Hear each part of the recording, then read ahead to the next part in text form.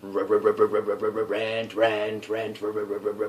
rant, rant, rant. I got some ranting to do about Tales of Xillia 2.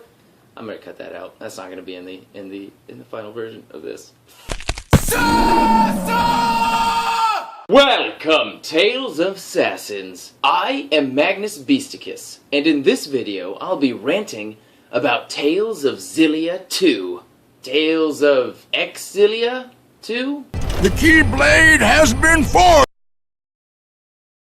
Tales of Xillia 2? What? It's never said in the game, and X does not exist in any one of the 3 Japanese alphabets, so I think I'll pronounce it how I want. On to my rant of Tales of Extreme Boredom and Fan Service 2 for the PS3. Developed, unfortunately, by Namco Bandai. I will immediately tell you the verdict just in case your time is better spent grinding in other RPGs, which it most likely will be instead of playing Xillia 2. The verdict.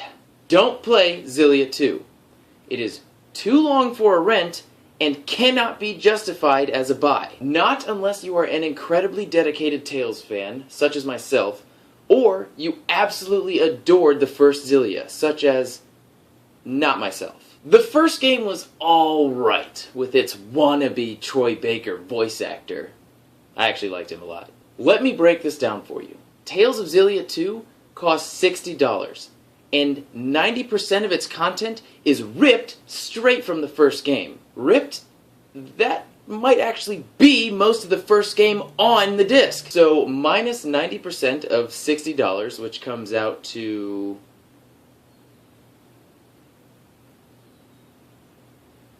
$6! Yeah, so if you find Xillia 2 for $6, you can go right ahead and pick that up. Where the verdict ends, a rant must begin. When I see that a game that I'm going to buy, no matter what, is going to come out, I go what I call information blackout. Meaning that after the initial trailer, I will no longer intake any information on that game until it comes out. I won't watch anything, I won't read anything, I will shut off the outside world when it comes to that game. Which has definitely led to my downfall in some areas. It's been pretty good sometimes, pretty bad others. I had no idea that the main character of Xillia 2, Luger, is a silent protagonist. Well, he speaks a little bit.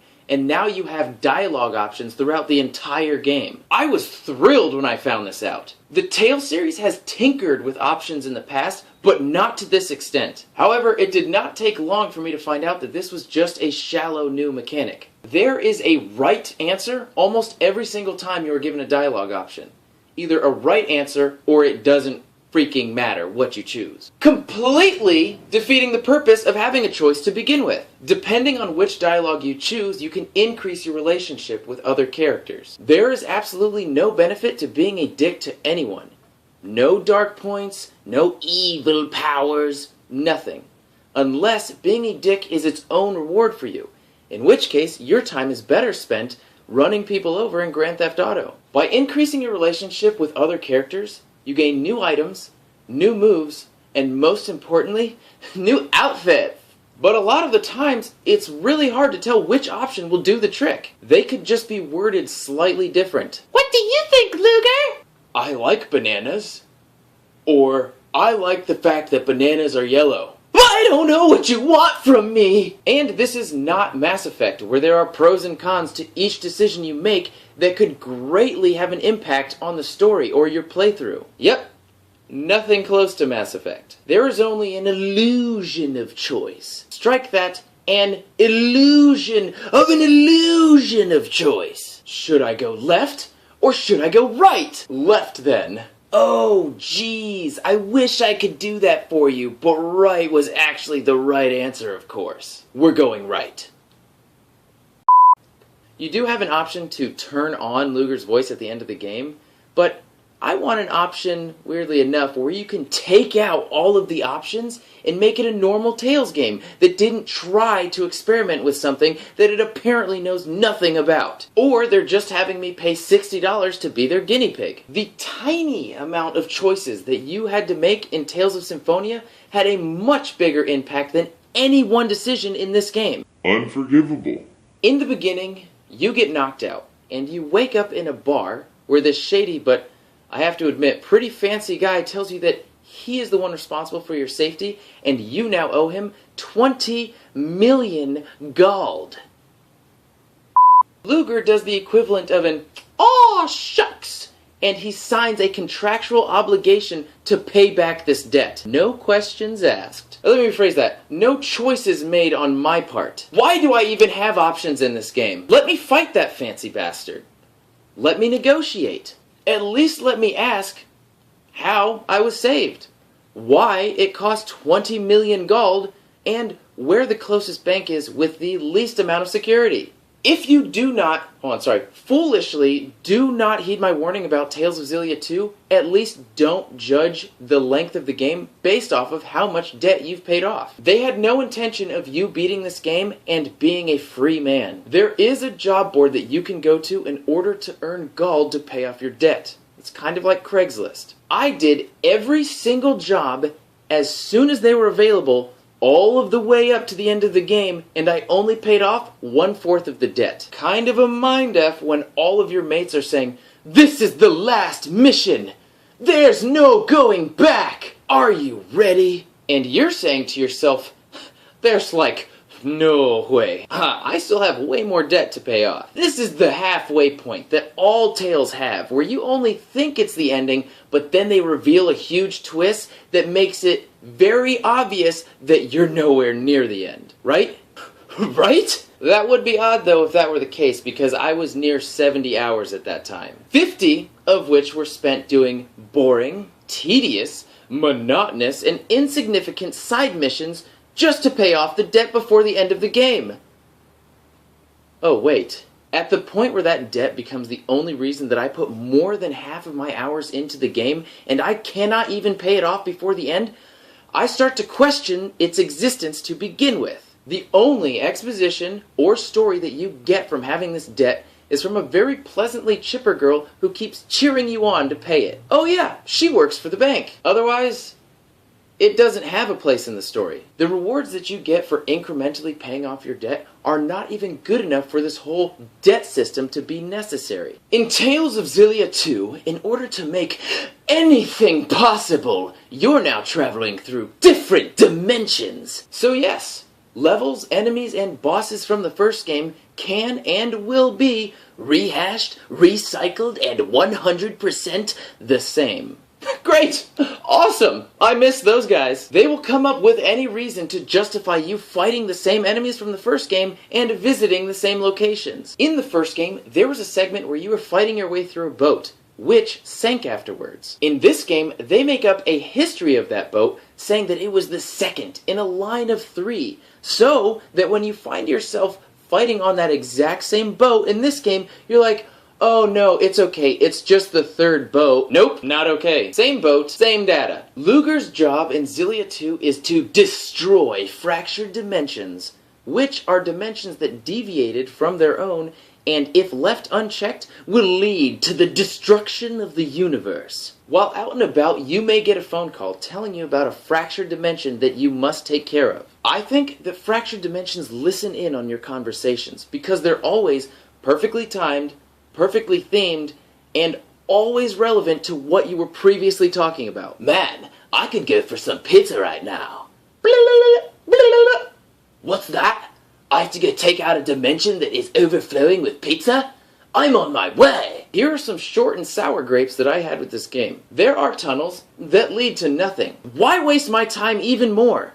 Is there some sort of total hours played quota that you have to meet, Namco? This game takes place a year after the first one, and this kid has not aged one bit. The music is also recycled. Xillia 2 has the shortest final dungeon of any Tales game.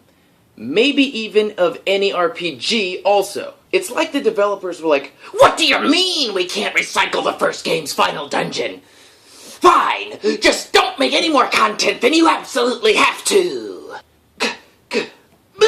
They did that. There is no sword dancer. There has been no sword dancer for a little while, but I loved that little guy. He was a very cool recurring secret boss of previous Tales games, and he's nowhere to be found here. There's even an epic monster hunting section of the job board, where you go find and face rare and difficult monsters. He would have been perfect for that. Kind of degrading for the sword dancer, actually, but I would have taken any reason to fight him again, just to gaze upon his eyes. And DLC costumes! Why should I have to pay for that? I remember when I had to go on a very long and meaningful side quest just to get an awesome change of wardrobe. And now, I gotta pay for that, with no quest. The only costumes that I've gotten without money, actually I take that back. I haven't paid any money for costumes, I won't, and I never will. Take note of that, Namco. Take note. The only costumes that I've gotten after beating the game are palette swaps of the primary costume and the option to take their coats off! Warning you about spoilers should be unnecessary because you should not be playing this game. But I'm aware that there are unreasonable people like me out there who just won't listen. So, spoilers and stuff. I covered this before, but now I can say anything I want. So to clarify, none of your choices throughout the entire game affect the ending, except for the very last choices and right before the final dungeon becomes available. You can either not kill your brother, or arbitrarily kill him to open up the passage to the final dungeon. Don't ask me, the game says that's how it works. Luger's brother only has a couple of minutes before he dies anyway, so you might as well kill him, right? If you choose not to kill him, every one of your friends steps up and tells you that you should. Some even step up and offer to kill him themselves. Once you refuse to have him killed, I think it's like 6 times, seriously, like 6 times, you're like, "You want to have him killed?" "No." "You sure you don't want to have him killed?" "Yeah, no." Okay, really? Make sure, like, think about it. "No." "You should be killing him." "I'm not going to." "Please kill him." "No." You turn against your teammates and you have to fight every single one of them to the death. That was hard, but after killing every single one of them, the world is unmistakably going into apocalypse mode, and your brother, well, your brother dies anyway. The end. I think I made the right choice. I still haven't gotten to the tiny list of good things about Xillia 2. Don't worry, this will not take long. Going information blackout contributed to me flipping the F out when I found that I could play as Gaius and Muse. Gaius is like Tails Sephiroth, only he doesn't go insane and try and kill everyone. The fighting system is still the best in Tales so far because of its dynamic approach to combos and chaining regular attacks and arts. But fighting the same enemies over and over and over again with no real goal did make the fighting system a little stale for me after a while. Character interaction is the best part of Xillia 2, and it's the only thing that just barely kept me playing. Not the overall story or the events, but the character interaction and conversations between everybody on the way to the end. Especially now that Gaius and Muse were a part of the team. Did I say that before? I mean, screw Tales of Xillia 2. It's over it. Can't even. Never mind. This is the best part of Xillia 2. Alright, I'll tell you. Only because you're so damn cute. I don't think so. No one threatens my Jude. You hear me? Come tether with me again anytime. Aw, you poor thing. Is that slave driver Professor House still running you ragged?